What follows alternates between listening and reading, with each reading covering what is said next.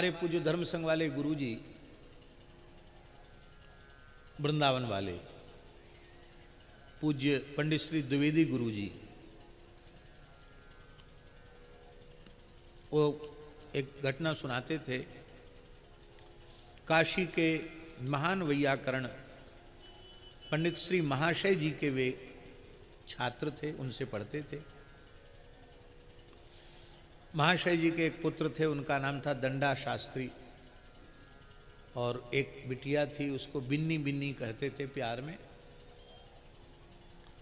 उसकी नेत्र ज्योति चली गई अकस्मात, बिल्कुल इतनी नेत्र ज्योति चली गई कि सूर्योदय हो गया यह भी उसको भान नहीं होता था, एकदम अंधकार हो गया। अंग्रेजी शासन था। धर्म संघ वाले गुरुजी ही 102 वर्ष की आयु में भगवत धाम गए, 12-13 घंटे नित्य पढ़ाते थे। अद्भुत जीवन था उनका। पूज्य करपात्री जी महाराज कहते थे, इस युग में विशुद्ध ब्राह्मण का दर्शन करना हो तो द्विवेदी जी का दर्शन करना चाहिए। करपात्री जी के शब्द थे। और विशुद्ध सन्यासी का दर्शन करना हो तो मेरे गुरु भाई स्वामी शरणानंद सरस्वती का दर्शन करना चाहिए। महाराज के करपात्री जी के गुरु भाई थे, जो बुंदेलखंड में बरुआ सागर क्षेत्र में विराजते थे। स्वामी श्री शरणानंद सरस्वती जी, पूज्यपाद स्वामी ब्रह्मानंद सरस्वती जी के शिष्य थे। सन्यास धर्म की जो मर्यादाएं शास्त्रों में लिखी हैं, उसको जीवन पर्यंत अक्षरशः पालन किया उन्होंने। अद्भुत। हमें उनके चरणों में अपने जीवन के बाल्यकाल में लगभग 1 वर्ष उनके चरणों में रहने का सौभाग्य हमको प्राप्त हुआ। हरिश शरणम।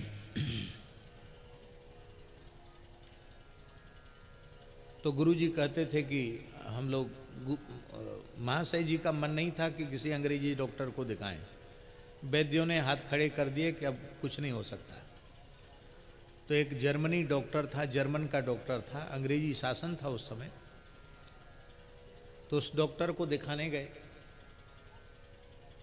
उसने परीक्षण किया और बोले अब जीवन में कभी इसको दृष्टि नहीं आ सकती किसी भी प्रकार से। आज तो बहुत उन्नत भी हो गया है विज्ञान शल्य चिकित्सा का, उस समय उतना उन्नत भी नहीं था। बोले अब संभव नहीं है। हाँ, इसकी पीड़ा न हो, इसको इसकी औषधि दे करके इसको ठीक रखा जा सकता है, ठीक नहीं होगी। निराश होके चले आए। महाशय जी की गृहिणी रोने लगी, ये बिटिया है, कन्या है, अंधी है, अब क्या होगा इसका, बहुत चिंता। रोने लगी। माताओं में ममता होती है। डॉक्टर ने हाथ खड़े कर लिए, अब क्या होगा। तो महाशय जी बोले कि नेत्र के अधिष्ठात्र देवता भगवान सूर्य हैं। कोई ब्राह्मण, तपस्वी ब्राह्मण निष्ठापूर्वक यदि सूर्योपासन करे तो इसको दृष्टि आ जाएगी। तो गुरुजी कहते कि हमने कहा कि गुरुजी हम त्रिकाल संध्योपासन करते हैं, 1 सहस्त्र गायत्री नित्य जपते हैं, हमारी गुरुपुत्री है, हम करेंगे अनुष्ठान, आप बताइए। तो पंडित श्री महाशय जी ने 41 दिन का अनुष्ठान बताया। बड़ा कठिन अनुष्ठान था। उसमें आदित्य हृदय के पाठ भी थे और चाक्षुषी विद्या के पाठ भी थे, और त्रिकाल सूर्य का पूजन था। और सूर्य की मने एक प्रकार से खुले आकाश में गोबर से लोप करके सूर्य यंत्र बना करके सूर्य पूजन करके खड़े होकर के पाठ करना था। सूर्य का दर्शन करते हुए पाठ करना था। तो गुरुजी कहते कि हम लगे अनुष्ठान में। तो सवेरे का पाठ 3 टाइम में पाठ करते थे। 3 टाइम सूर्य का पूजन, प्रातः सूर्योदय, उदयकालीन सूर्य का, मध्याह्नकालीन सूर्य का और अस्ताचलगामी सूर्य का, तीनों समय पूजन, तीनों समय पाठ करते थे। तो सवेरे का पाठ हमारा पूरा हुआ और बिन्नी खटिया पर बैठी थी। बोले भैया तुम्हारा पाठ बहुत अच्छा लग रहा, क्या सूर्योदय हो गया क्या? अरे इसको तो दिखता नहीं था, कैसे दिखने लग गया? कहाँ बहन दिख रहा है? बोले हाँ। तो मैं कौन हूँ? तो बताए द्विवेदी भैया हो।